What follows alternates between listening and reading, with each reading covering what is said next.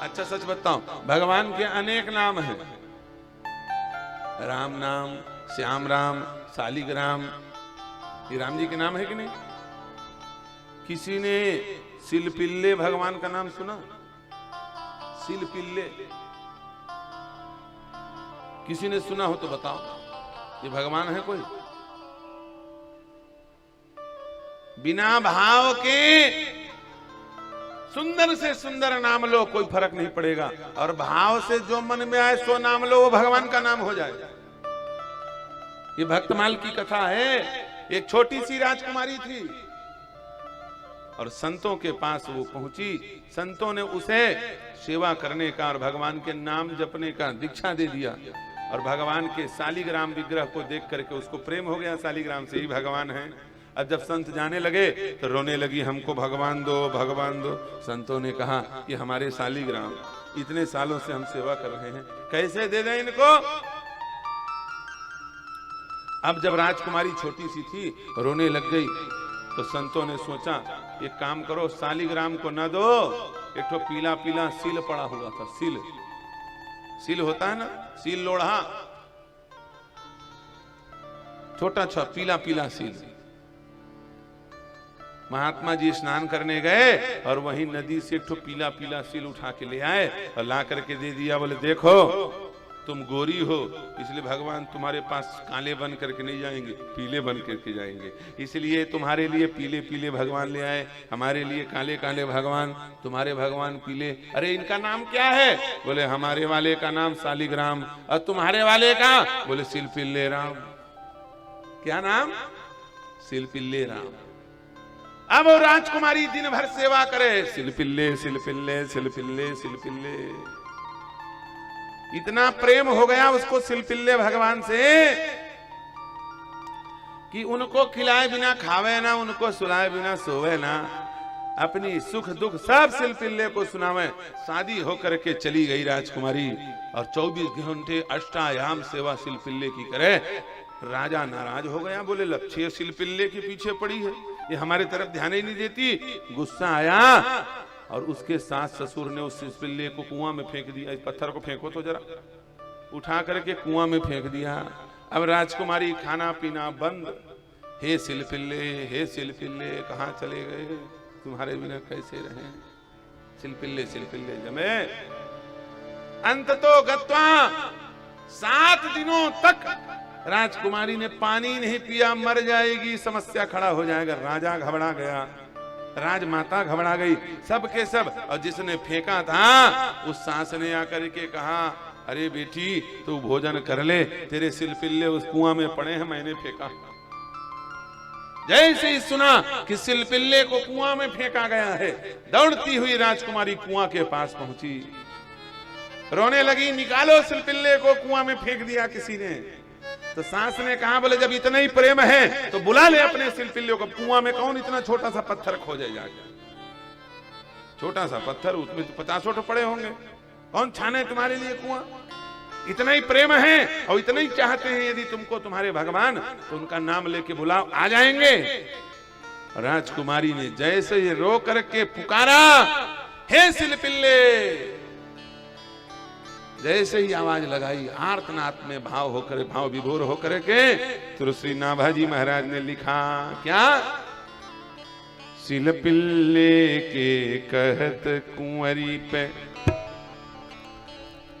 शिलपिल्ले के कुंवत कह, शिलपिल्ले के कहत कुंवरी पे ठाकुर आवेरी।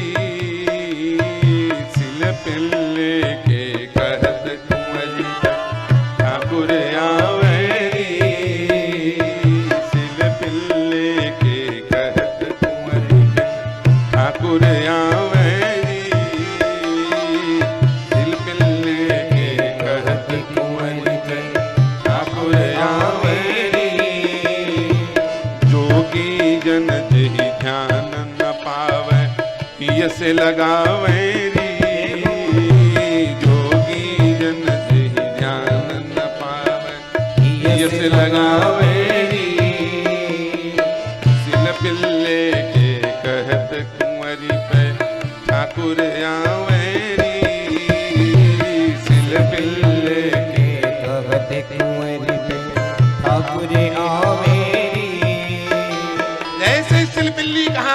दौड़ करके सिलपिल्ले भगवान पानी से निकल आए और दौड़ करके राजकुमारी को हृदय से लगा दिया। जोगी जन जही ध्यान न पावे ये से लगावे री। दौड़ करके राजकुमारी को हृदय से लगा लिया और स्वयं सिलपिल्ले भगवान रोने लगे, पत्थर से आंसू निकलने लगा।